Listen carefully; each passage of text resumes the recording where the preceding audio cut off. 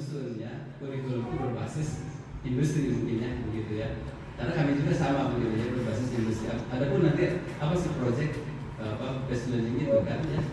Nah, jadi kalau kita lihat paket ya, sebetulnya istilah link match itu kan tentunya sudah dari dulu ya. Mungkin ya kalau yang senior begitu ya. Jadi zamannya Pak Wardiman gitu ya. Kalau yang muda nggak tahu ini apakah mengenal link match kapan ya. Jadi kelihatannya yang paling muda ya. Ya. Atau jangan-jangan nggak kenal link match begitu. Sejak kapan mengenal istilah link and match itu? Kelihatan milenialnya. Kalau bapak kayaknya yang bukan handphone ini selenial, seniornya milenial, jangan kolonial. Konotasinya buruk. Kalau milenial, selenial kelihatan senior tapi ya milenial gitu ya. Seniornya milenial gitu ya. Jangan kolonial lah. Konotasinya buruk ya, termasuk saya. Kalau saya sendiri di PT Posnya sudah, alhamdulillah kemarin sudah pensiun gitu ya.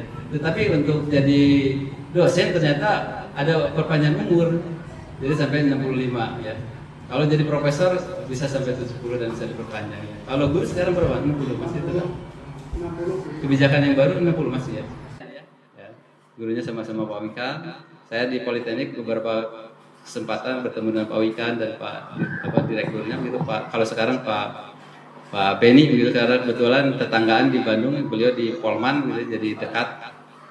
Dan kami juga termasuk yang kemarin itu memenangkan hibah sekitar 14 miliar 2014 itu. Jadi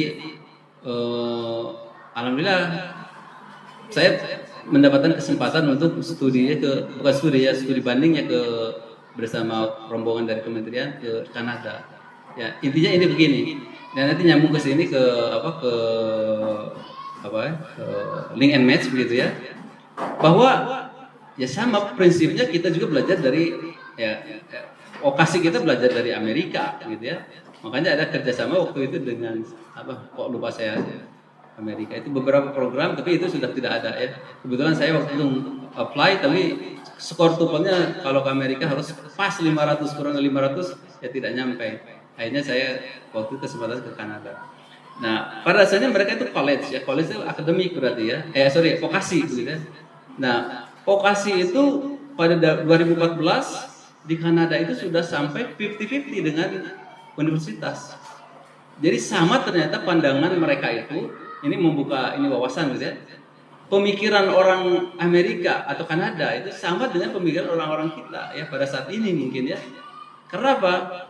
Kalau orang tua atau kita memasukkan anaknya ke universitas merasa bangga gitu. Ya sebenarnya saya besarnya di Politeknik karena kebetulan ya ada pelatihan ada apa tentang Politeknik, dapat hibah dari Politeknik, pengembangan Politeknik gitu ya. Nah, artinya di negara-negara maju juga sudah memang memfokuskan kepada vokasi gitu. Di 2014 itu ya akibat dari banyaknya sosialisasi yang dilakukan oleh kementerian, kalau di kita ya di kementerian ini ya di vokasinya, di pendidikannya, di desain vokasinya sana, maka 2014 itu jumlah penduduk atau jumlah penduduk yang penduduk lah begitu ya yang masuk ke vokasi dengan ke universitas itu sudah 50-50. Nah, sementara di Indonesia jauh sekali begitu ya. Walaupun sebetulnya dari sisi kalau SMK beda ya, kalau ini ternyata menurut data ya, kalau SMK itu jumlah siswanya lebih banyak daripada SMA, walaupun jumlah SMA-nya lebih sedikit gitu. Maksudnya jumlah SMK itu lebih sedikit dari SMA gitu ya, kalau institusinya. Tapi untuk mahasiswanya ternyata menurut survei itu data ya bahwa jumlah SMK lebih banyak siswanya daripada jumlah SMA gitu. Itu beberapa tahun yang lalu saya waktu ikut ya workshop lah di ini ya di Bandung gitu ya, di Dinas Provinsi Kota Bandung gitu ya. Nah, demikian juga kalau ini saya sebagai insight, ternyata di Singapura juga ya sama. Hanya bedanya kalau di Indonesia mungkin studi bandingnya ada ke Amerika ya, ada ke Kanada, ada ke Australia, ya, ada ke Jerman, sehingga kan waktu itu vokasinya Politeknik itu didorong untuk menjadi universitas terapan. Walaupun begitu ganti pimpinan kan, ya berubah lagi kan, gitu ya, berubah lagi. Nah, Maksud saya begini ya, bahwa awal Pak Presiden juga, Pak Jokowi ketika beliau 2014, bagaimana beliau juga mempromosikan tentang vokasi. Ya. Jadi artinya perhatian pemerintah terhadap vokasi sangat tinggi. Gitu ya. Demikian juga dengan dunia industri, sebetulnya dunia industri juga menyukai vokasi. Ya, dari hasil pengalaman saya banyak berhubungan dengan industri. Malah begini ya, kalau anak S1 dengan S1 terapan atau D4 dan anak D3 begitu masuk, kebetulan kami sektornya logistik, maka dia digaji sama. Dan ditempatkan pada tempat yang sama, biasanya di paling awal gitu ya. Jadi foreman gitu ya. Nah, kenapa ditempatkan seperti itu? Dia punya alasan. Karena nanti ketika dipromosikan jadi supervisor, maka dia harus sudah mengetahui pekerjaan dari bawah, sehingga nanti dia bisa mengawasi dengan baik. Nah, seperti itu. Nah, prolognya ya. Maka di Singapura sendiri juga itu diplom, non degree, ya. Karena kami bekerjasama juga dengan Republik Politeknik di Singapura itu. Dia non degree. Demikian juga di Malaysia ada Politeknik Nilai yang bekerjasama dengan kami juga. Mereka itu diplom, ya. Nah, tentunya ya nggak apa-apa lah, itu perbedaan gitu ya. Artinya di kita lebih kaya gitu. Selain politeknik kan kita punya, kalau di pendidikan tingginya nanti ada ada akademi komunitas juga gitu ya. Dan sekolah vokasi. Ya, maka kami berubah baju dari kemarin politeknik menjadi vokasi gitu ya. Nah, kembali kepada konsep ini, jadi ada paket 8 plus I begitu ya, ini paket link match gitu ya, 8 plus I ya. Dimana sebetulnya kalau kita lihat di sini ya, bahwa di sini kurikulum itu sebetulnya sebagai fondasi gitu ya, sebagai fondasi. Nah, konsepnya ada di mana di sini ya? Di sini nih, pembelajaran ya berbasis project real di dunia kerja gitu ya. Implementasinya di mana? Nih, di riset dan TEPA ini, riset ya, terapan dan ini teaching factory atau teaching industry ya.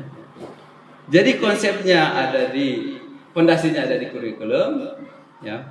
Konsepnya ada di ya pembelajaran berbasis project atau project based learning gitu ya. Dan ini kan di negara-negara seperti Singapura sudah dikembangkan. Maka ketika kami dapat kerjasama, ada hibah dari Temasek, ya anak-anak diberikan sebuah kasus begitu, dia berkunjung dulu ke industri, nanti dia dipecahkan di situ. Nah, tapi itu hanya berbasis itu model ini, model maksud saya gini, menurut ala ini project based learning ala Pak Wikan itu namanya project-projectan gitu ya. Jadi seolah-olah project itu dibawa ke sini gitu ya. Dibuatlah dipecahkan di kampus. Tapi itu baru project-projectan kata Pak Wikan. Ya nggak apa-apa kan, saya ada referensi beliau, jadi menyampaikan statement dari beliau. Tentunya walaupun nanti ada yang tidak setuju, itu terlepas dari itu. Tapi ini konsep seperti itu. Ya, bagaimana supaya kan tadi kita agar ini namanya pembelajaran berbasis project real gitu ya. Arti projectnya real, yang nyata gitu ya, bukan project-projectan. Walaupun nanti beberapa yang saya kunjungi di SMK ya dia sudah mempunyai tentunya teaching factory-nya gitu ya. Ada yang kalau ada yang ini kebetulan kami di jurusan logistik ada beberapa SMK sekarang yang membuka program studi manajemen logistik atau teknik logistik. Ya. Di mana kantor pos dihadirkan di situ gitu ya. Ya dibawa ke sekolah ke SMK. Kalau di Bandung SMK 11 gitu ya. SMK 11 Bandung atau SMK 3 Bandung ya. Di Garut ada SMK 1 Garut ya.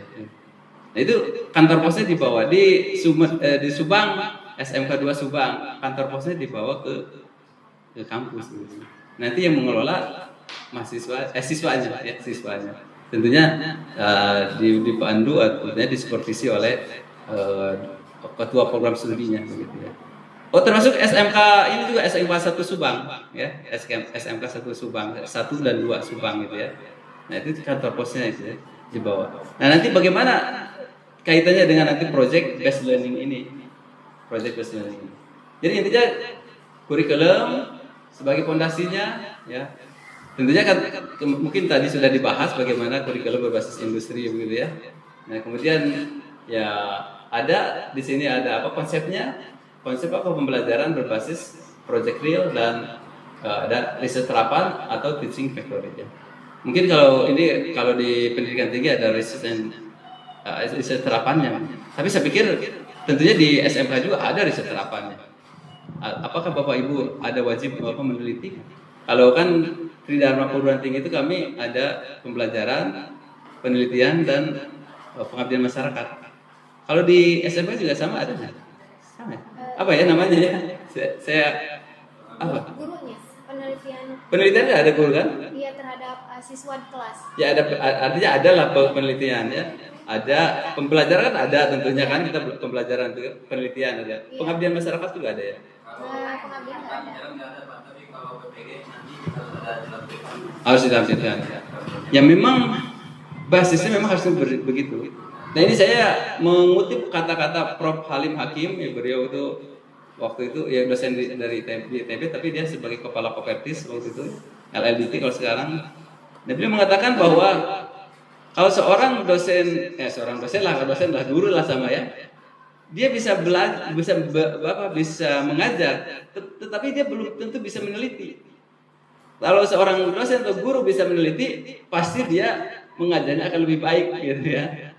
Karena memang pekerjaan meneliti itu ya tidak mudah gitu ya. Nah, maka mungkin ada proses pembelajaran dibiasakan mungkin kita melakukan riset nanti ya. Karena riset ini kan nanti pengembangannya nanti untuk bagaimana kalau kita nanti punya tadi proyek-proyek yang dibawa ke kampus apa namanya ke sekolah gitu ya. Ke sekolah begitu ya. Barangkali Pak Ruslan bisa next slide aja gitu ya. Nah, jadi paparan ini berangkat dari pemikiran kita ya. Jadi menurut Pak Wikan, ya nggak apa-apa lah saya kutip dari Pak Wikan. Saya di sini referensinya dari Pak Wikan lah hasil workshop gitu ya nggak apa-apa. Ya biar jadi amal jariah buat beliau ya. Bukan berarti untuk plagiarisme gitu ya. Tapi ini menyampaikan lah dari beliau. Nggak apa-apa lah karena beliau guru kita bersama gitu ya. Guru kita bersama. Dan saya beberapa kali ketemu dengan beliau. Jadi ini ada konsep ya growth mindset kita ya. Jadi bagaimana melihat kondisi SDM kita saat ini ya. Yang katanya nanti kan 2045 kan Indonesia emas itu gitu ya. Insya Allah ya, mudah-mudahan insya Allah kalau Bapak kalau diberikan panjang umur masih ada. Kalau saya belum tentu. Berapa 20 tahun lagi ya.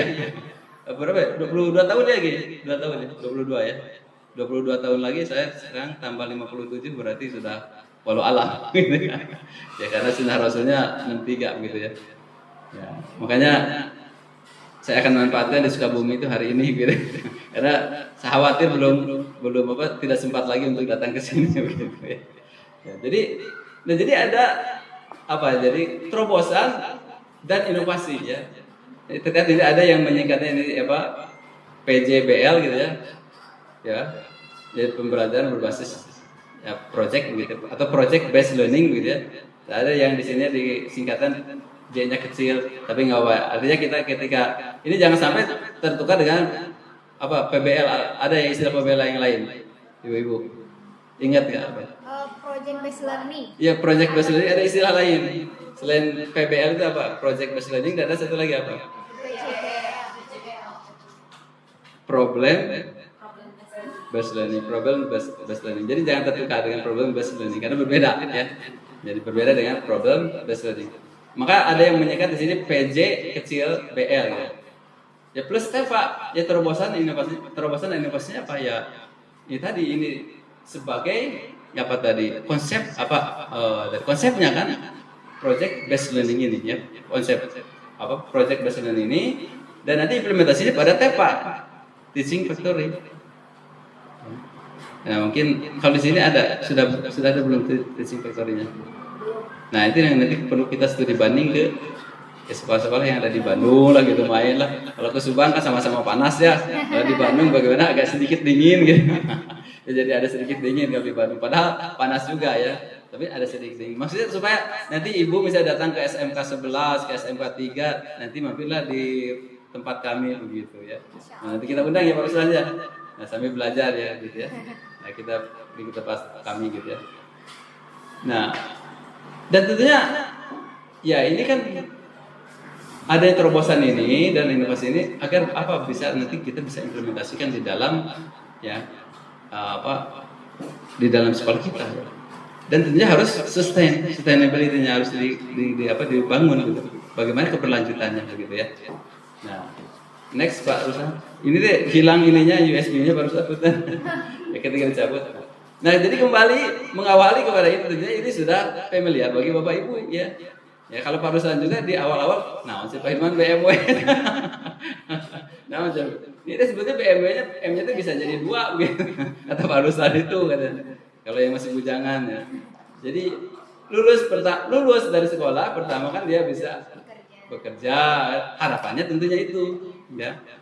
Tetapi ya tentunya kalau berbeda dengan di kota ya, saya lihat kalau misalnya di Subang memang mayoritas ya lebih mungkin dari 80% dia ingin bekerja. Yang wirausahanya tentunya sedikit sebetulnya jumlahnya. Ya sisanya melanjutkan. Dan M yang berikutnya yang keempat ada menikah. Ada menikah ya. Jadi ada 4M itu harusannya. Jadi ini bukan melanjutkan tapi nanti ada menikah gitu kan. Karena ada yang perempuan ya kalau kita sebagai orang tua kalau sudah ada jodohnya ngapain ditahan-tahan ya sudah aja nikahkan aja. Kalau sekolah kan bisa bareng bisa langsung bisa nanti sambil nikah sambil mengurus anak keluarga. Karena apa? Pemerintah sudah sekarang menyediakan wadah untuk mereka yang sudah lulus kemudian punya pengalaman dan ingin melanjutkan kuliah bisa melalui program RPL. Cuma RPL-nya bukan RPL yang di Bapak Ibu. Ya kalau di Bapak Ibu kan rekayasa perangkat lunak. Kalau di universitas ya di seluruh universitas termasuk kami waktu itu Politeknik mendapatkan penugasan. Dari 34 politeknik itu salah satunya kami gitu ya. Di awal sebelum didorong oleh Ditjen Pendidikan Tinggi. Jadi sekarang semua universitas udah baik vokasi maupun universitas non vokasi gitu ya. Disebut non vokasi gitu ya. Ada kalau istilah Pak Ditjen lama Pak Patnono itu kalau S1 itu yang biasa mah apa katanya itu S1 tulis-tulis ya.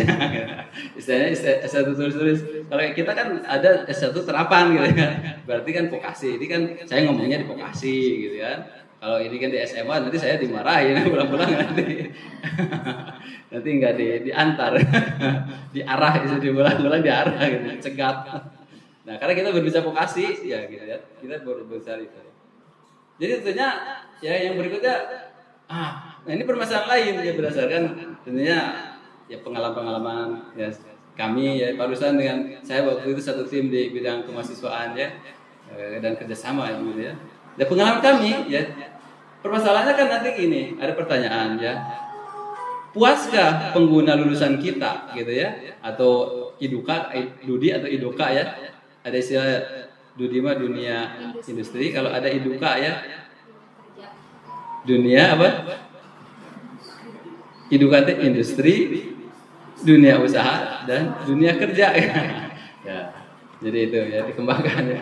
Jadi Idoka industri ya kemudian apa? Dunia usaha dan dunia kerja gitu.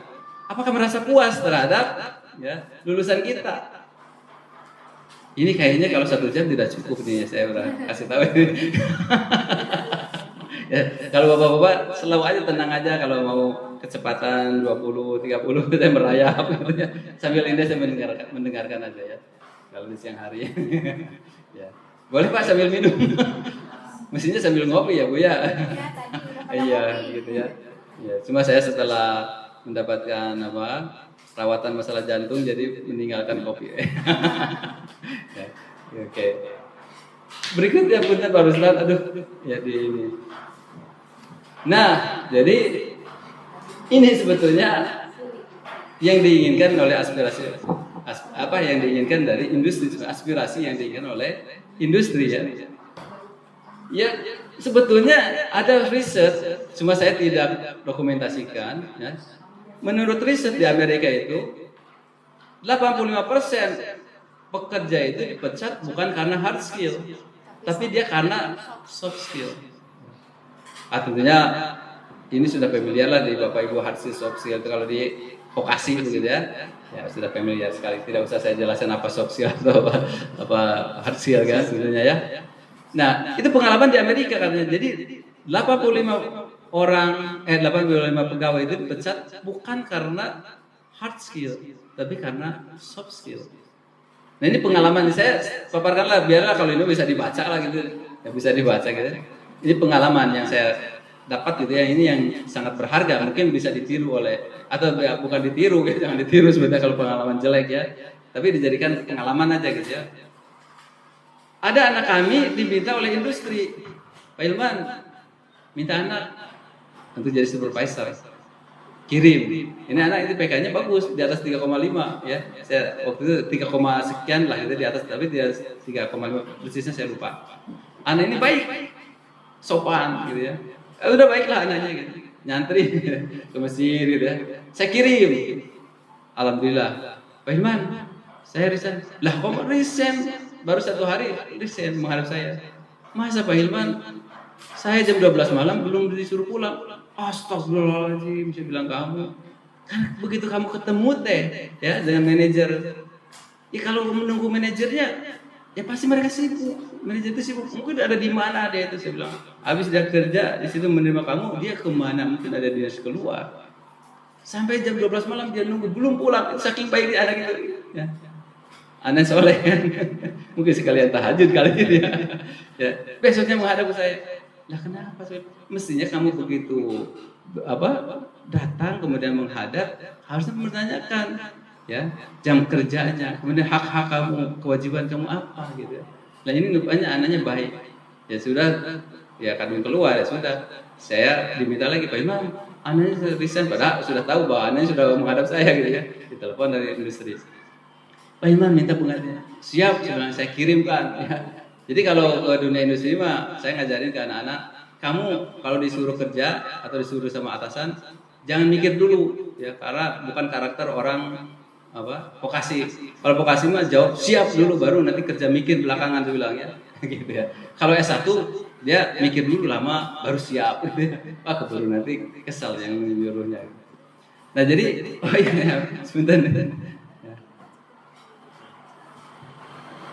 Nampaknya tadi lupa saya tidak kematikan dia di slip di. Nah, jadi saya kirim lagi yang lebih keras. Tetapi apa yang terjadi? Sehari berikutnya balik lagi menghadap Pak Iman, saya resign. Lah kenapa? Saya bilang. Ya nampaknya begini, saya ditelepon Pak Iman. Sudahlah kalau begitu saya datangkan dari Jakarta aja.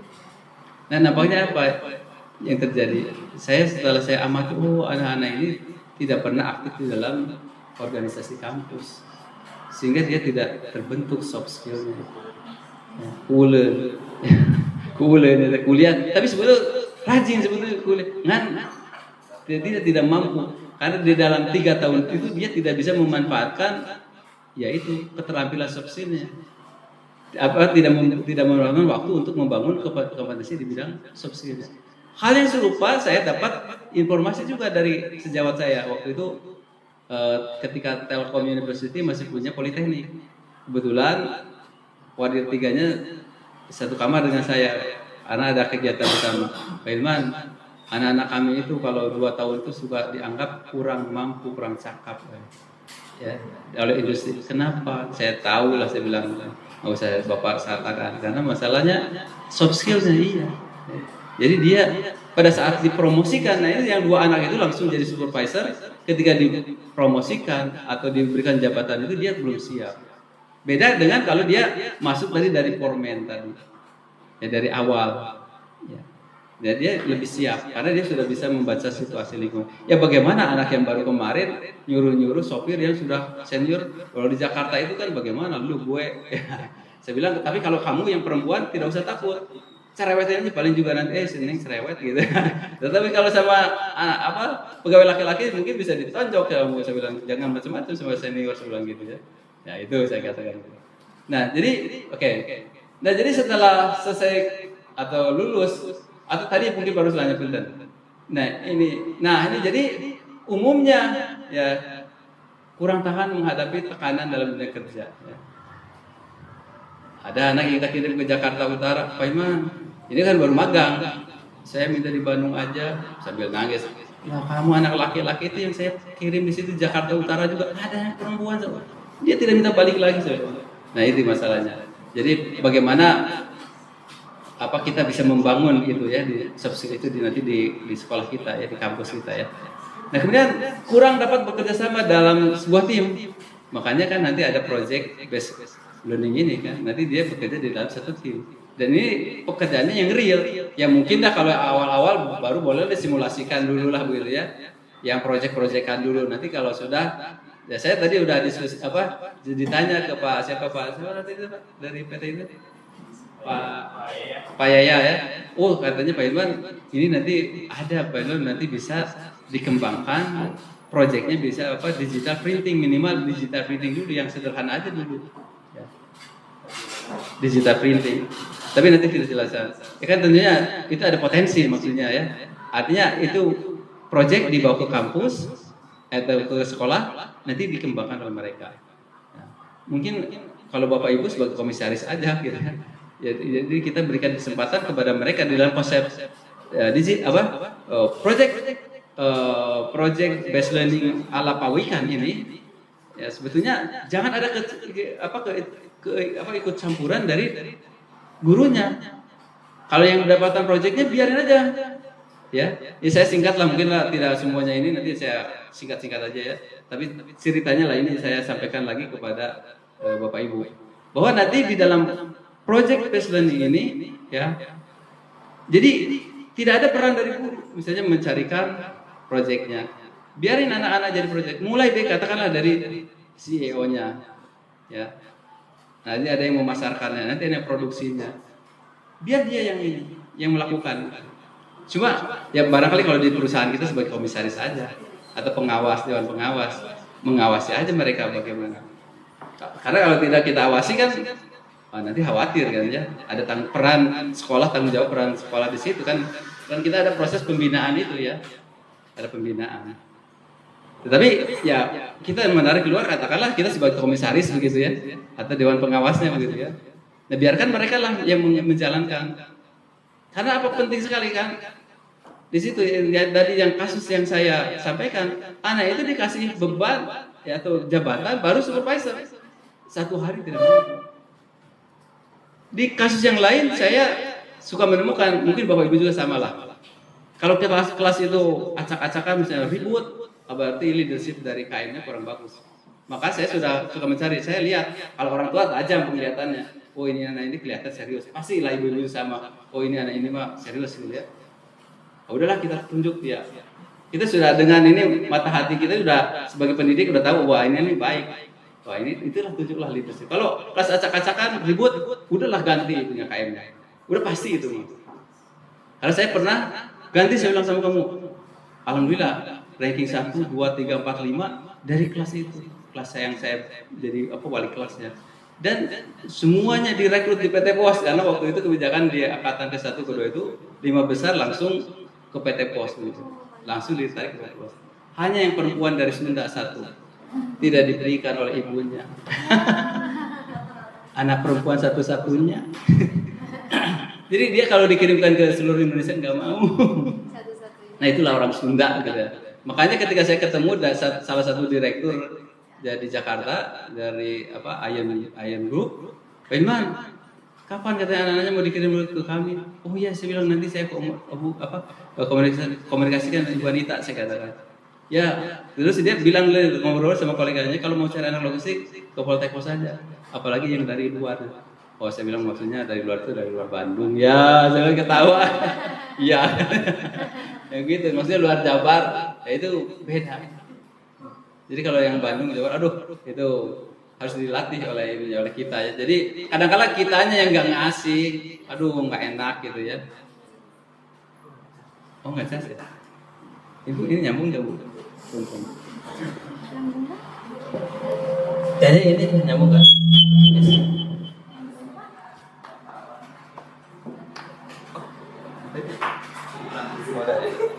Oh, tidak pas ya. Nah, jadi ada anak itu saya tunjuk karena kelihatan leadershipnya sampai di kelas juga ke teman-teman kalian, waduh bilang ke teman-teman kalian. Saya sebagai dosennya juga tidak pernah bilang kalian, paling Anda saudara gitu. Wah, ini percaya diri. Ketika dia ditempatkan di industri, benar saja dia dalam usia 25 tahun itu sudah menjabat 2 manajer. Pertama manajer clearance, kepabeanan, kedua manajer SCM, supply chain management. Nah, ini supply chain management itu kemampuan strategis sebetulnya itu hanya mesti dimiliki oleh orang-orang S2, anak-anak S2. Ya kalau di S2 di ITS lagi levelnya S2. Tetapi karena leadershipnya yang bagus sampai koleganya bilang ke saya, "Bagaimana? Anaknya bagus." Ya, karena memang leadershipnya, masalah leadership itu. Ada anak buahnya ya mungkinlah sebaya saya waktu itu gitu ya, berapa tahun yang lalu, 10 tahun yang lalu gitu ya. Ya mungkin masih saya 47 tahun, tapi dia tidak ragu-ragu memerintahkan. Nah, ini masalah leadership. Nah, ini yang tadi yang saya contohkan, baru juga dia menghadapi software dia tidak tahan gitu. Nah, masalah kembali ke leadership, ke soft skills. Kurang dapat berkomunikasi lisan dan tulisan dengan baik. Tentunya nanti kan di dalam project based learning itu kan harus dikuasai masalah komunikasi lisan dan tulisan. Tulisan itu kan dalam rangka nanti membuat proposal, pengajuan project itu apalah, proposal ke perusahaan, laporan gitu kan. Makanya nanti kalau Persipawikan itu bahasa Indonesia itu ditempatkan di mana dan mata kuliah atau mata pelajaran yang itu ditempatkan di mana gitu. Kalau di kami sudah mulai di grade gitu ya, di level 1 itu di tingkat 1 itu dia setelah lulus di tingkat 1 harus punya kemampuan, ada project. Tapi itu projectnya baru project kan gitu ya. Jadi project gitu ya yang membangun kepada kompetensi dia gitu. Di tingkat 2 nanti di tingkat 3. Nah, yang terakhir kurang inisiatif dan mudah bosan. Kurang inisiatif. Jadi kalau ini puntennya kami juga suka ada anak-anak siswa yang magang gitu. Nah, ini kebiasaan anak-anak itu kalau tidak ada kerjaan, main game main handphone, main game di laptop atau di PC yang kita sediakan. Nah, itu kebanyakan. Saya banyak berkeliling ketika saya ke Sespil, di tentara juga di anak itu lagi main. Tapi jangan harap ya, kalau dia bekerja magang di perusahaan Jepang, dia walaupun pegawai dapat 1. Ya tidak boleh pada saat kerja dia main game atau main apalah begitu ya. Nah, seperti itu. Next Pak Ustaz. Artinya di situ bukan berarti tidak perlu hard skill, tapi hard skill itu sebetulnya di awal saja pada saat dia mau masuk dunia kerja, karena ada seleksi administratif kalau dari universitas ya. Dia tentunya kan pelamar banyak, tetapi apa sarananya? Yaitu dengan cara memangkas itu di transkrip nilainya, di IPK-nya kalau di universitas. Nah, setelah itu baru, walaupun sebetulnya tidak terlalu setuju saya. Makanya model kami begitu, mungkin bisa sharing nih. Industri saya datangkan ke kampus. Jadi tidak ada seleksi dari sisi IPK. Karena pada dasarnya ketika anak itu dites ya, bukan kemampuan hard skill-nya, soft skill. Karena apa? Mereka mencari orang-orang yang punya talenta, bakat, minat gitu ya. Karena yang diujikannya adalah psikotes. Ya, kalau psikotes bukan hard skill-nya yang diuji. Ya, kejujuran, ketahanan, keuletan. Kalau mengikuti psikotes di PT Pos, wah itu lumayan berat gitu. Kejujurannya, ketekunannya, keuletannya itu diuji begitu di situ, ya, diuji. Nah, kembali ke sini. Jadi intinya setelah studi, ya, selesai studi, setelah lulus, tadi kan apakah mau bekerja, melanjutkan atau wirausaha? Ya, mesti kita petakan, ya. Karena bagaimanapun juga nanti kita petakan. Ya, ini kewajiban itu mungkin dari guru BK gitu ya. Guru BK ya. Karena kan kita harus memetakan sama seperti saya. Ini pengalaman tunjuk sama lah pengalaman itu, cuma kita sharing aja gitu ya. Ada anak yang baru masuk, kemudian giliran kamu presentasi. Habis itu dia izin Pak Hilman izin keluar ke belakang biasa gitu kan, alasan izin ke belakang. Kita budak 10 menit ditungguin datang ke kelas. Terus sengaja saya melihat ke jendela situ ada sekretariat badan eksekutif mahasiswa. Itu Allah si Egi ke sasarean gogoleran. Eta budak gogoleran. Tetapi saya membaca potensi dia. Dari sisi akademik dia tidak begitu ini Pak, tertarik gitu ya. Kurang gitu ya. Tetapi kalau Egi tolong saya bilang ambilkan banner di dekat ITB lah itu jalan Taman Sari gitu ya. Kita mau akreditasi, siap Pak Hilman. Langsung berangkat. Pulang hujan. Lah kenapa kamu hujan? Biar cepat selesai Pak Hilman. Beberapa kali, Gi, tolong ambil, saya bilang kaos di Gedung Sate, BNN mau ulang tahun. Oh siap Pak Hilman, ambil cepat. Beberapa kali seperti itu. Nah, dia kemudian ini anak berarti senang di lapangan. Iya, jadi anak ini tipenya cepat di lapangan, senang di lapangan kerjanya. Dan alhamdulillah ketika saya datang ke industri di situ, 2 tahun dia masih bertahan. Tahun berikutnya saya mendengar dia dipindahkan ke Denpasar. Kemarin ya baru berapa bulan, katanya Pak Hilman dia ada di kata senior ada di Makassar sekarang. Jadi dia masih senang di lapangan. Jadi anak-anak jangan kita abaikan. Kadang-kadang kita ada kawan saya tidak setuju. Yang penting mah lulus lah ya tamat. Ketika dia di ujian tugas akhir. Enggak lah yang penting mah lulus. IPK 2,3 enggak apa-apa lah. Nah, kita jangan abaikan. Itu kesalahan kita di dalam. Nah, makanya kemarin saya harusnya datang ke sini ya. Cuma saya tuh kurang enak badan ya. Malu sudah tua ya. Jadi suka murus-murus gitu ya. Aduh, kalau ini bahaya, kalau ini perjalanan ke Sukabumi, kalau perut nggak beres, bahaya nggak nyaman bilangnya. Ya sudahlah, Pak Firly dengan Pak Rahmat gitu. Coba berkunjung. Nah, dan sebenarnya ada hal yang harus kita bangun tentang Career Development Center. Ya nanti kan ini kan hubungan dengan industri itu kan masalah Career Development Center kan. Termasuk kita memetakan anak itu bagaimana passionnya di mana anak itu ya. Karena jangan diabaikan. Jangan sampai tadi keluar yang penting mau lulus. Jangan ya. Kita salah besar itu. Karena saya kebetulan ya tongkrongin kadang-kadang sampai jam 12 malam. Jadi Pak Ruslannya. Jadi kalau ada anak yang mau berantem ya kita sudah tangkap dulu. Jadi kita harus kalau anak-anak tuh pasti main futsal, main basket, udah ujung-ujungnya berantem karena kan masalah fisik gitu. Anak-anak lagi gitu apalagi anak-anak kami yang dari berbagai daerah. Yang paling bahaya mah Medan. Medan ya, Sulawesi Selatan, Sumatera Selatan. Nah, ini yang potensial gitu yang ini ya. Yang sumber keributan biasanya begitu ya. Maka kami sudah deteksi secara awal gitu ya. Nah, jadi seperti itu ya, Bu. Jadi tentunya nanti kita harus petakan anak itu passionnya di mana sebetulnya. Kan ada yang senang menganalisis ya. Ada yang senang di lapangannya kita arahkan.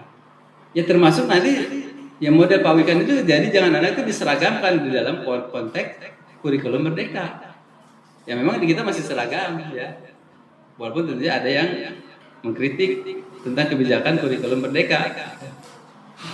Ya memang kompleks juga begitu ya. Tapi memang harus diurai gitu ya. Jadi tidak usah diseragamkan begitu.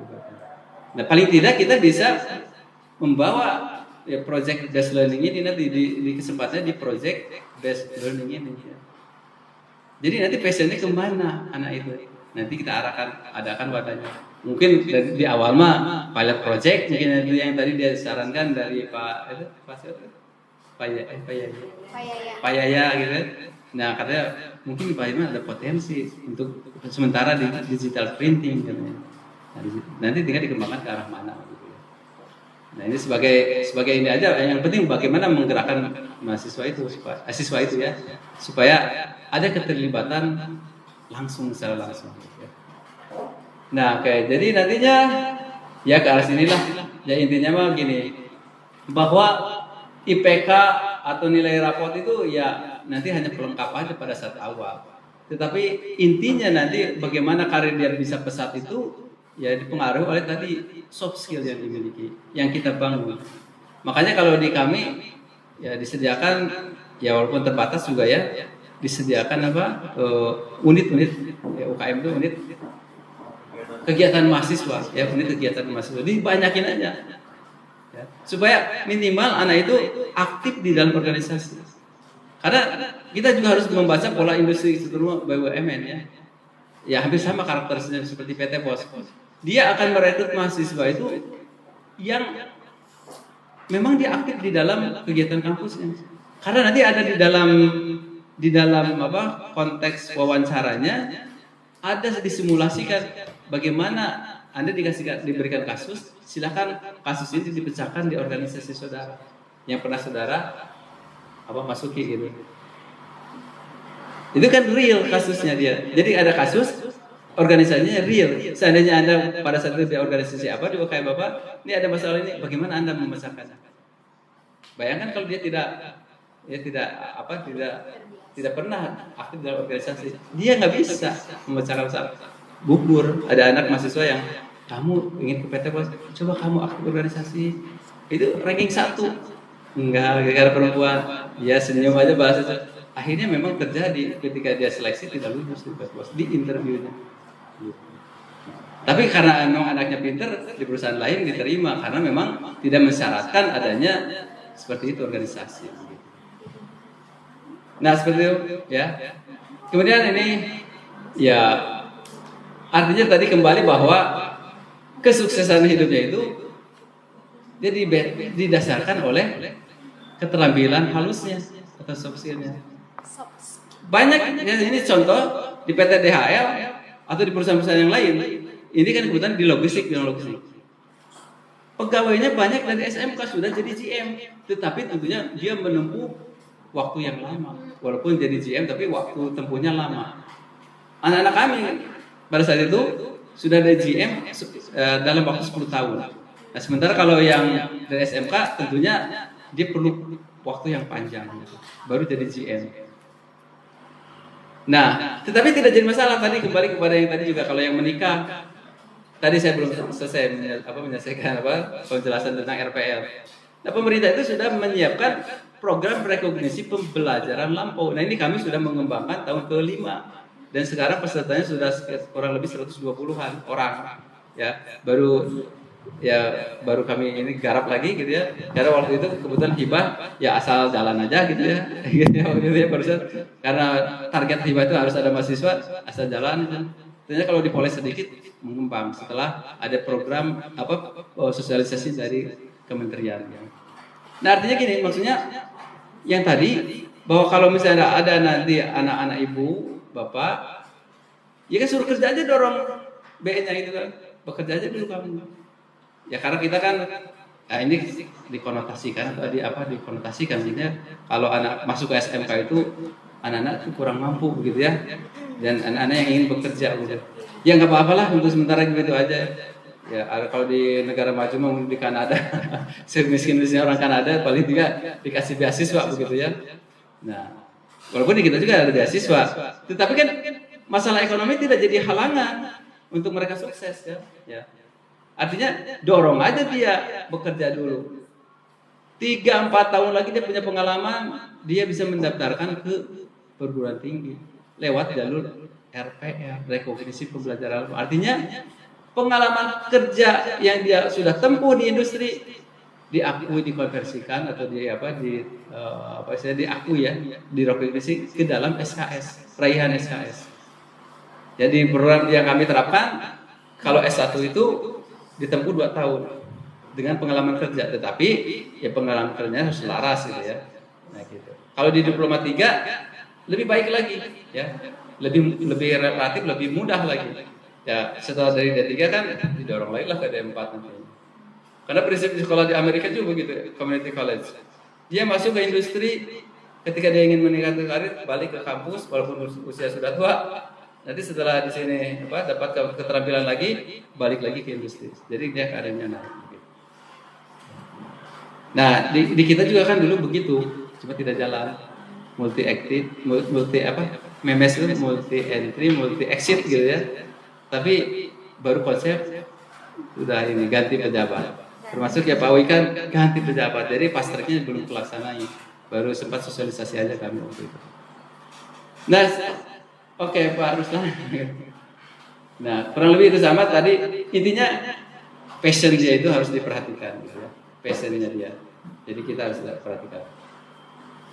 Nah, yang dibutuhkan di pasar kerja tentunya mereka yang mempunyai pemikiran-pemikiran yang sifatnya inovatif, ya pemecahan masalah yang kompleks, kreativitas, inisiatif dan lain-lain lah, termasuk leadership di situ kan, berpikir kritis dan lain-lain. Yang ingin dibangun oleh solusi mereka yang kita kembangkan. Jadi organisasi atau di UKM-UKM yang kita buat gitu ya. Jadi mereka harus diwadahi gitu. Dan memang sebetulnya kesejahteraan siswa atau mahasiswa itu bukan hanya dari sisi sejahtera itu apa ya kalau kita ya, punya banyak uang, materi cukup, tetapi batinnya juga harus dipenuhi. Ya, misalnya musola, masjid, ya, nanti harus dipenuhi, gitu. Itu bagian dari kesejahteraan ya. Hak mereka kan, kantin, nah, terus kantin ini, ayah pastinya, kantin juga harus diperhatikan, itu bagian dari kesejahteraan mereka. Waktu kami berkunjung ke Australia, ke Melbourne Polytechnic, dia ada subsidi, kantinnya disubsidi gitu ya, di sana ya. Dan kantinnya juga, nah ini mungkin bisa jadi di kita ya. Kantin tuh ini kalau Bapak Ibu berkunjung ke SMK 2 Subang, nah kita nggak apa-apa lah. Mereka mungkin sudah lama maju begitu ya, udah senior gitu ya. Nah dia membuka itu juga catering untuk ya guru atau siapa yang untuk keluar begitu ya, yang mau itu ya.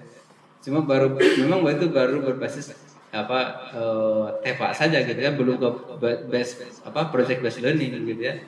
Nah nggak apa-apa lah, ya kita bangun dulu ada. Kalau di rata-rata misalnya yang saya kunjungi paling tidak ya Indomart gitu, Indomart, Alfamart masuk ke situ. Atau bukan Indomart, Alfamart ya, sorry, pasar modern gitu ya. Pasar modernnya minimarket lah masuk, walaupun nama nanti nama kampus gitu ya. Nah itu sudah dilakukan oleh SMK lain, ya apalah nanti ibu kasih nama ya. Jadi SMK 1 Garut di Bandung ya, di Subang. Di Subang kebetulan manajer gudangnya itu anak logistik dari kami. Dia mau diangkat jadi guru logistik nggak mau, malah ngancam mau keluar. Yang nggak mau katanya. Padahal yang jadi guru, jadi kembali ke passion. Kalau dia tidak suka, jangan dipaksa. Gitu ya. Makanya diarahkan oleh kita bakatnya, dipandu melalui Career Development Center. Nanti kita bisa bermitra juga Bu terkait dengan pengembangan Career Development Center. Ya, kebetulan kami sudah mengamalkan dan dapat hibah BKK ya, tentunya Bursa Kerja Khusus ya, BKK ya. Ada siapa yang nangani di sini? Bursa, ya gitu ya. Nah, tentunya itu ya Bursa Kerja Khusus gitu ya. Ya, ternyata kita kalau memang kita mainnya harus ke vokasi kan. Walaupun vokasi sedikit tertinggal dari Dirjen Pendidikan Tinggi ya. Dari dananya, dari anggaran gitu ya. Nah, itu setelah periode kedua Pak Jokowi ini kritikan mungkin nanti lah pada periode 2024 kita harus dorong lagi pemerintah itu agar vokasi diperhatikan lagi. Karena pada saat periode pertama perhatiannya sangat kencang sekali. Sampai STPDN yang tadinya STPDN Sekolah Tinggi STPDN pemerintah dalam negeri itu berubah jadi Politeknik STPDN gitu namanya. Politeknik tekstil juga ya, semua politeknik sekolah-sekolah kedinasan itu dirubah jadi politeknik gitu ya. Nah, itu yang harus kita dorong lagi, itu vokasi lah. Politeknik itu vokasi juga sama ya. Lalu ketika Pak Wikan masuk jadi vokasi ya. UI sudah punya politeknik dari Jakarta. Mendirikan vokasi, PNJ-nya Politekniknya suruh gabung, nggak mau katanya gitu. Karena dia sudah enaknya, dia ada direktur, dia punya mandiri gitu. Ketika ditarik ya nggak mau dong gitu, sudah punya mainan gitu ya. Ya itu. Lanjut Pak Ruslan. Nah itu nanti di situ ada skill yang dibutuhkan apa ya? Atau bentar Pak sedikit lah. Ini sampai Bu nanti diingetin ini jam berapa? Sekarang sudah lewat Pak. Astagfirullahaladzim. Saking senangnya. Ya intinya ini terkait dengan soft skill, mungkin Pak Ruslan sedikit-sedikit Nah ini tentang mungkinlah teaching factory, konsep teaching factory. Teaching factory adalah konsep pembelajaran SMK berbasis industri bisnis yang tadi ya. Jadi mereka dilibatkan di kita di dalam rangka mengembangkan kurikulum berbasis industri ya. Jadi dia masuk di kurikulum pengembangan kurikulum, jadi kita ajak undang. Kami juga sama menggunakan industri ya. Selain itu juga ya kita datangkan dosen mereka datangkan mereka untuk menjadi pengajar di kita ya. Dan sebaliknya, ini di negara maju di Kanada belum bisa Bapak Ibu ngajar di SMK sebetulnya. Kalau belum Ibu Bapak di industri. Di Amerika itu di Kanada itu harus, kalau belum bukan orang dari industri berarti kita harus dimagangkan di industri. Wajib itu. Wajib bisa, dan di kita juga harusnya paling tidak dimagangkan. Ya, barangkali kalau kemarin kalau ada yang SMK yang ada yang logistiknya, kami magangkan di kantor pos, dari proses bisnisnya. Ya barangkali nanti ke depan ini kan kita juga punya potensi bagaimana Pelabuhan Ratunya. Nanti saya mau lihat apa potensi di Pelabuhan Ratu tentang logistiknya. Barangkali nanti Ibu bisa kembangkan sama seperti SMK Subang, karena itu ada potensi dia untuk membuka pelabuhan di sana kan. Nah maka dia membuka logistik. Kalau Bapak Ibu nanti mendorong ada sekolah logistik, wah hebat, nanti dapat hibah lagi dari kementeriannya. Insya Allah. Aduh, bentar sedikit, mana ada ulas terus lagi. Ya intinya begini, nanti ini sebetulnya belum ke konsep level implementasi dari PBL. Intinya gini, PBL plus TEPA ya. Ada 5 tahapan menurut Pak Wikan ini kan. Yang di pertama itu ini domainnya masih hard skill, mungkin yang 1-2 ini ya. Dari situ kurikulum kita kan sudah 70-30 di sini. Atau baru berapa? 60? Apa Pak? Praktek dan teori-teori praktek. Iya, kalau praktek udah kayak 50-40 ya. Baru 50-50 ya. Karena terbatas lab juga, rebutan lab. Nah, walaupun sebenarnya tadi labnya kan bisa di industri. Kalau kami kan di industri labnya ya. Jadi nanti kita magangkan di industri. Maka di industri. Di mana? Kalau harus di Bandung, Sukabumi juga jauh kayaknya jauh, makanya kalau untuk rekayasa perangkat lunak ya Pak. Iya. Makanya susah untuk bermitra itu. Kebanyakan kalau daerah Pelabuhan Ratu kan ini. Nah coba nanti kita ada mungkin gagasan tadi bagaimana kita kembangkan program studi yang memang untuk mendukung pemerintahan daerah kita. Apa potensi di daerah kita itu kembangkan supaya nanti project based learning bisa dihadirkan ke sekolah kita ya. Nah di tahap ketiga sudah mungkin di sini sudah ada soft skill dan karakter ya, sikap gitu ya. Dan nanti di tahap yang terakhir yang 5 itu sudah ya syarat dengan soft skill, karakter dan ya ini sikap kita. Karena itu yang penting di dalam industri. Yang tadi saya katakan 85% orang di Amerika bekerja dipecat bukan karena hard skill tapi karena soft skill. Ada lagi Pak Ustaz? Nah implementasinya kurang begini ya. Di awal itu kan di sekolah itu di SMK ini mata pelajaran yang disekat-sekat gitu ya, masih parsial. Nanti baru di level ini sekat itu dibuka. Kemudian di level 3-nya materi tidak hanya teknis hard skill saja, tetapi nanti di sininya nanti soft skill. Ya kelihatannya sudah ada apa-apa itu. Ya, baru di sini nanti dikembangkan teaching factory. Mungkin di slide berikutnya Pak Ustaz. Nah mungkin sampai slide ini aja lah ya. Nah nanti kan ini dibawa ke dalam kampus kita gitu ya. Nah nanti kalau oke lah misalnya nanti kita udahlah project awal pilot project yang mudah tadi digital printing, bagaimana ini yang modalnya relatif kecil gitu ya, bawa dulu lah ke sini. Nanti yang menanganinya semua anak-anak mulai dari tenaga pemasarnya, dari katakanlah ditunjuk sebagai manajernya, begitu pimpinannya. Nah nanti kita sebagai pengawas aja, anggaplah kita komisaris atau owner, pemilik. Ya pemiliknya berarti jadi komisaris kan, bisa ini atau pemegang saham gitu ya. Kita bisa mengawasi mereka. Semuanya dilibatkan mereka dalam rangka membangun tadi soft skill supaya dia siap di industri. Karena saya katakan tadi di perusahaan logistik banyak yang dari SMK dan dia punya karir gitu. Walaupun tentunya nanti ya agak lambat begitu ya. Gitu. Karena memang ada yang dari vokasi dan pendidikan tinggi begitu. Tapi dia berkarir susah. Berkarir. Nah, mungkin seperti itu ya. Nah, ini konsep secara umumnya nanti dibaca aja. Ya kurang lebih begitulah ini konsep-konsep. Intinya apa yang saya sampaikan itu mungkin lah itu hanya sharing begitu ya. Jadi sebagai kesimpulan bahwa project Ya, pembelajaran berbasis project ini yang real bukan tadi project-projectan versi Pak Mika, tetapi mungkin ya bertahap tadi lah sesuai apa, ada tahap awal, tahap apa berkembang, dan tahap nanti tahap siapnya gitu kan.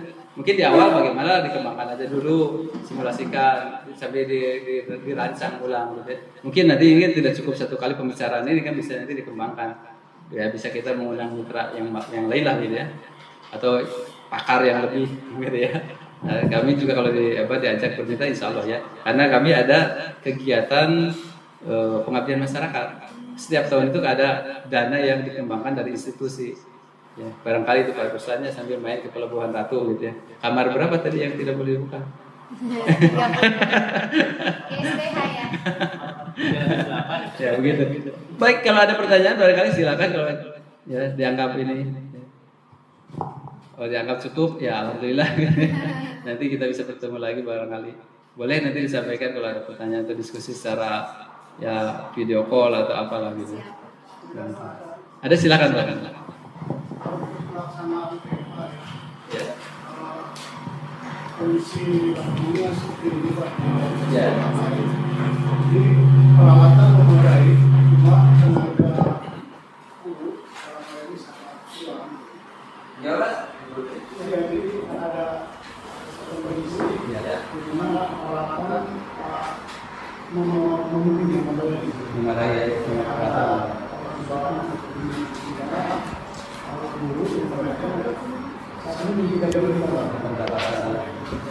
Rencananya apa yang itu di jurusan ini ya tata busana. Menjahit ya. Guru yang kompeten ada berapa? Cuma satu, Oh, dua lagi. Harus syaratnya berapa harus? Kalau di perguruan tinggi harus 5 ya, kalau di sini ada berapa? 5 kurang apa ya? Lupa saya. Berapa ya? Guru produktif namanya ya? Iya produktif. Tapi itu kurang. Iya. Iya. Tapi saya pikir begini kan, guru produktif itu bisa jadi leadernya di situ ya.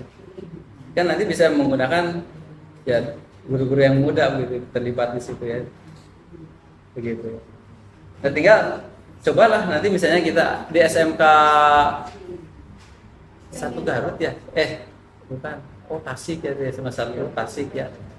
Dia mengembangkan ke arah situ. Walaupun dia memang kepala sekolahnya itu dia yang mengembangkan mobil SMK. Gitu. Oh, saya dulu terlibat di SMK Pak Imas sebelum ke sini katanya. Pak Wawan namanya saya.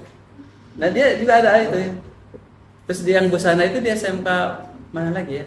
Mungkin nanti kalau di Bandung ada kan SMK berapa? 8 atau berapa? Nah, itu belajarlah ke SMK Bandung, pengembangan untuk tata busana SMK terkait tata busana. Iya. Nah, jadi diawali dengan Bapak studi banding dulu. Kami juga sama ketika mengembangkan prodi atau apa RPL gitu ya, atau apa LSP, kami kan sudah punya LSP. Mungkin Bapak juga mudah-mudahan ke depan sudah punya LSP. Nah, kami awali studi banding dulu. Nah, dari studi banding itu kan nanti kita bisa membangun kerjasama baik dengan sekolahnya atau nanti dengan mitra kita yang dari industri. Nah, nanti itu bisa boleh nanti proyeknya berarti ke proyek base-nya itu dari tata busana kan, tata busana diambil dibawa ke sini ya. Nanti biar dia yang mengerjakan, bukan berarti begini proyek base itu kita sebagai guru mencarikan proyek, nah anak-anak kerjain. Nah itu mah dia mentalnya pekerja juga kan, maksudnya kan tadi supaya tumbuh leadership-nya, kemampuan wirausaha tumbuh kan, soft skill-nya jadi tumbuh.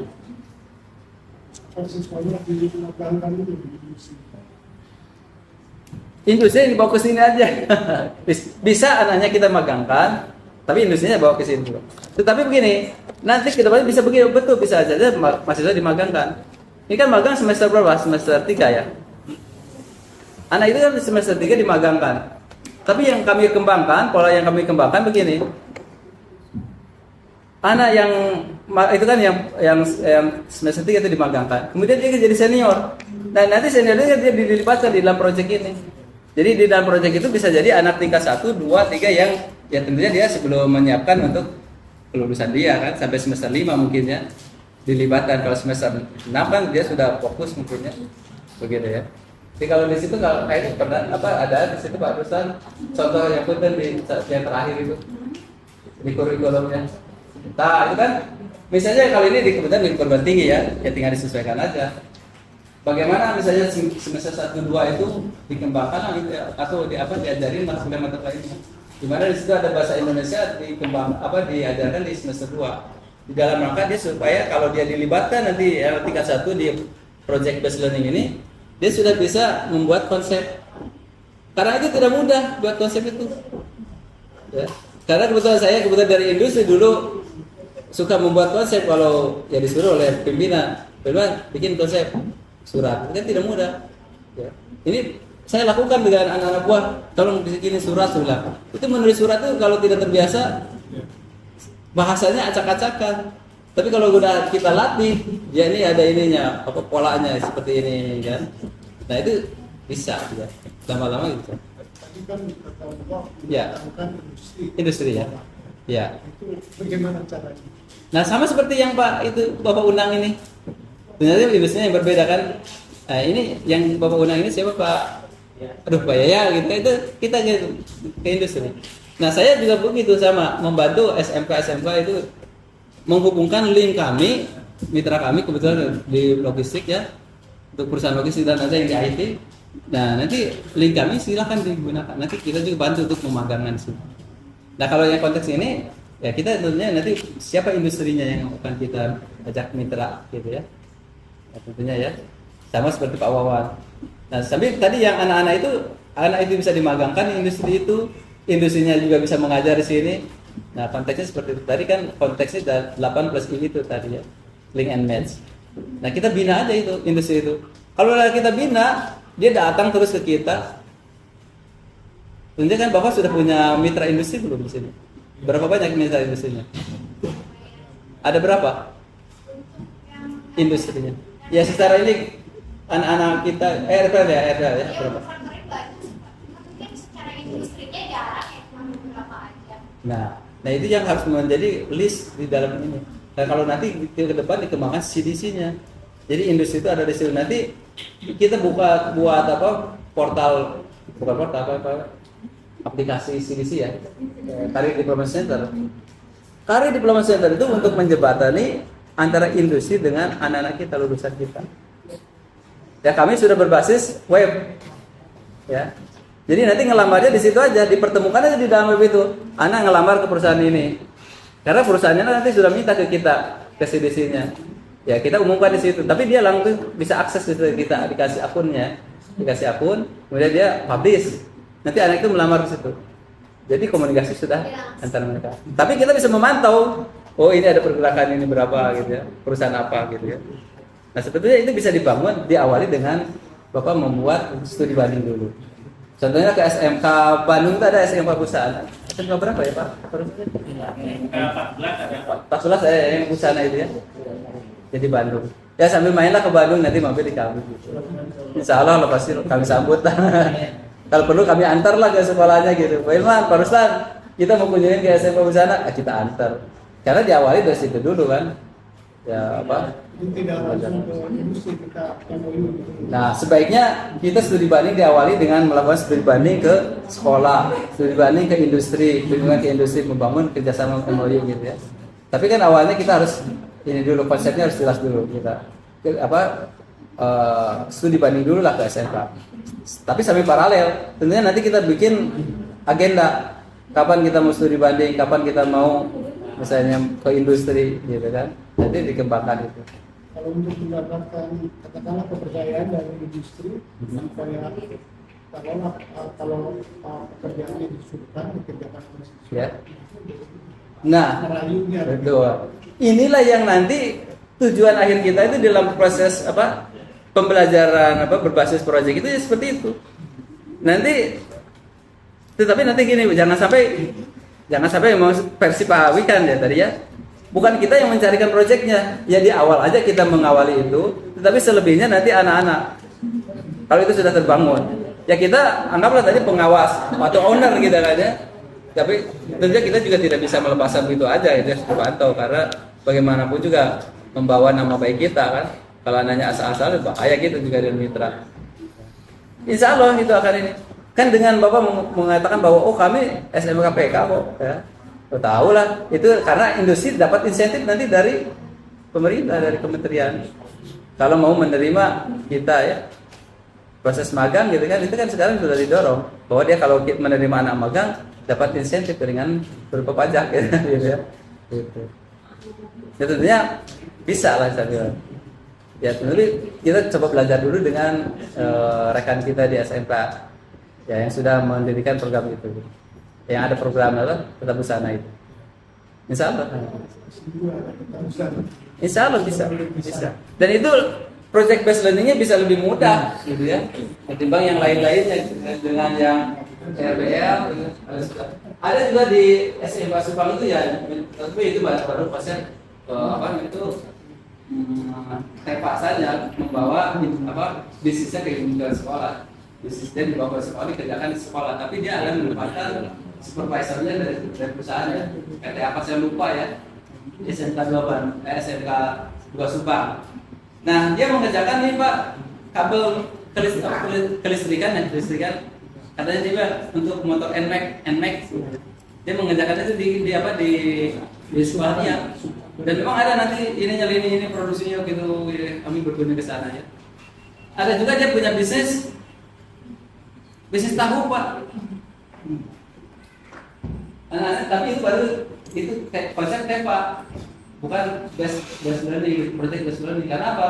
Masih membayar pegawai gitu, untuk kerjaan pegawai. Seharusnya itu sayang, masih ditangani oleh siswanya.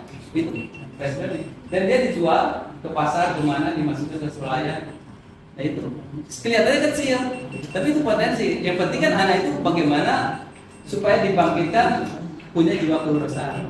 Ini sebagai pengalaman, anak kami sekarang banyak yang sukses karena awalnya jualan gorengan, jualan donat, waktu di kampus nggak apa-apa, saya katakan bagus. Karena apa? Membangun mindset tadi di awal. Ketika saya ketemu dengan Pak Menteri waktu itu di acara Kick kita ketemu dengan Pak Menteri yang sebelum ini ya, sebelum Pak sekarang ya, Pak Nadiem. Ada sebelumnya kan ada 2 menteri dulu ya. Tapi menteri yang ke vokasinya ini bukan pendidikan tinggi. Pendidikan tinggi ya, Pak siapa Pak Menteri. Nah, jadi anak itu Pak setelah Anies, setelah itu dia jualan donat. Tetapi sekarang Pak dia udah punya bisnis makanan, bisnis ini laptop, importer laptop bekas dan ini. Dia bekerja menyewakan ke kantor-kantor yang laptop itu ya, ada sewanya. Kemudian juga dia mengembangkan bisnis jam tangan, awal jam tangan ya, kemudian hijab, sukses. Pada saat pandemi dia bilang ketika dia udah jadi pembicara masih muda. Kemarin Pak Iman setelah masa pandemi kita close 900 juta. Saya bilang kalau kita nangis ya 900 juta. Ya, itu kerja 20 tahun juga belum tentu ya, 100 juta juga belum tentu kita bisa nabung secara ini gitu ya. Nah, ini 900 juta. Tetapi dia diawali dari bisnis gorengan, jualan gorengan di roda. Nah jadi yang penting itu membangun mindset anak-anak itu. Walaupun dari tahu gitu ya tadi, tapi kalau kita libatkan dia jadi pemasarnya, jadi manajer ininya, produksinya, jadi apa-apa, gitu, itu bisa kita lihat. Nah itu real. Tetapi pelatihannya apa? Nah, mungkin juga konteksnya bisa didatangkan juga dari industri tadi ya. Dia melakukan pelatihan diundang dari Cibuntu ke sini, dari Cibuntu Bandung ya. Kalau tahu itu Cibuntu kan ya, identiknya. Setelah itu, setelah bisa dia maka dijalankan. Tapi sayang dijalankannya oleh pegawai, bukan oleh siswanya. Nanti kalau kami berkunjung ke sana, nanti kami sarankan akan itu dikelola oleh mahasiswa. Satu itu, bisnis air mineral. Kemudian ada bisnis minuman kemasan. Ya kalau sekarang mah bukan Taichi Ica. Suka minuman kemasan apa? Apalah gitu. Kalau bukan Taichi gitu kan. Kayak gitu lah gitu. Susu apa gitu ya. Kayak gitulah. Nah itu dikembangkan. Jadi ada dari jeruk nih. Lemon tea, ada lemon tea, dia kembangkan lemon tea. Cuma masalah nanti tinggal bagaimana quality control yang termasuk ya higienis, kesehatan itu. Ya ini statusnya gitu ya. Ini sudah sore ya. Udah. Selain itu punya bisnis catering, ya punya bisnis apa tadi minuman kemasan, terus air mineral, terus tahu, apalagi ya. Oh ya tadi yang NMAX itu dibawa ke situ ya. Jadi jurusan apa itu lupa saya. Jadi membawa pekerjaan dari industri ke, tapi itu persennya masih Pak, nggak apa-apa lah. Tinggal nanti didorong sedikit lagi ke project rescue. Nah mungkin di sesi yang lain ya. Ada pertanyaan lagi barangkali Pak? Nah seperti itu barangkali ya. Kelihatannya ini sudah berat. Ya, itu Pak Ruslan. Nah ini kan ini nantilah saya sharing ini sebetulnya dikutip dari itu ya. Jadi ini materi yang pawikan aja, jujur aja nggak apa-apa. Tapi kan dalam konteks bukan menciplak, tetapi nah ini jadi saksi Bapak Ibu yang sampai menarik si saya dituntut. Ini materi saya, ini dalam rangka siar aja gitu ya, membagikan gitu, pengalaman pawikan gitu ya. Supaya kalau ibu bapak ketemu Pak Ibu tidak mungkin kalau sekarang karena beliau sudah berhenti ya. Nah ini oleh-olehnya gitu. Siap. Ya, saya pikir itu yang bisa saya sampaikan, mohon maaf kalau banyak kekurangan. Assalamualaikum warahmatullahi wabarakatuh. Barangkali Bapak nanti kita minta materi yang ini ya Pak ya. Nanti bisa dikirim lewat Boleh, lewat ada. Pak Ruslan nanti. Ya, lewat WA saja. Baik Bapak Ibu, luar biasa. Memang banyak PR untuk kita semua ya. Karena kita belum maksimal memang di pembelajaran yang menghasilkan produk. Insya Allah mulai tahun ini Bapak kita akan mulai perancangan SOP untuk TEFA juga. Jadi akan mulai tahun ini, semoga kedepannya yang mungkin orang lain sudah jalannya cepat, tapi kita sedikit demi sedikit ya Pak ya, gitu luar biasa. Terima kasih atas pencerahannya Bapak, semoga bermanfaat bagi kita semua. Alhamdulillah. Workshopnya masih 1 hari besok karena ini hari pertama dan ada 2 hari untuk workshop penyelarasan pembelajaran berbasis dunia kerja. Untuk saat ini mungkin sudah pada loyo, besok cerah kembali ya Bapak Ibu. Baik, kita tutup untuk workshop hari pertama ini dengan membaca hamdalah bersama-sama. Alhamdulillahirabbil alamin. Mohon maaf ya.